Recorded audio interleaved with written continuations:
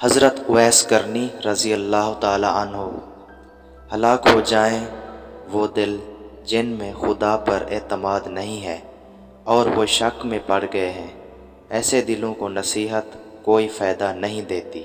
فخر اس میں ہے کہ اپنے تھوڑے بہت مال پر قانے رہ کر دوسرے کی ملکیت پر نظر نہ ڈالو۔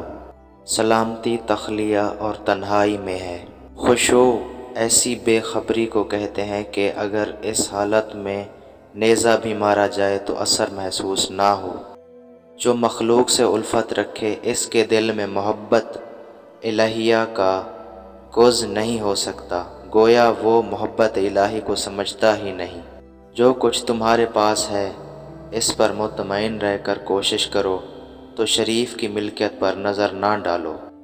جو شخص اچھے کپڑے پہنے، اچھے کھانے کھائے اور دولت مندوں کی صحبت میں بیٹھنے کی خواہش رکھتا ہے، اس سے جہنم رگ گردن سے بھی قریب ہے۔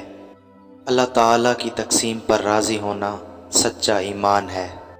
اگر جد و جہد کرتے ہوئے کامیابی کو صرف اللہ تعالیٰ کے سپرد کرو گے تو لوگوں سے بے پرواہ ہو جاؤ گے، اور یہی حقیقی استغنا ہے۔ اپنے قومی اور حواس کو حق کے ساتھ اور ٹھیک طریقے پر استعمال کرو گے تو اونچے خاندانی ہونے سے زیادہ عزت حاصل کرو گے۔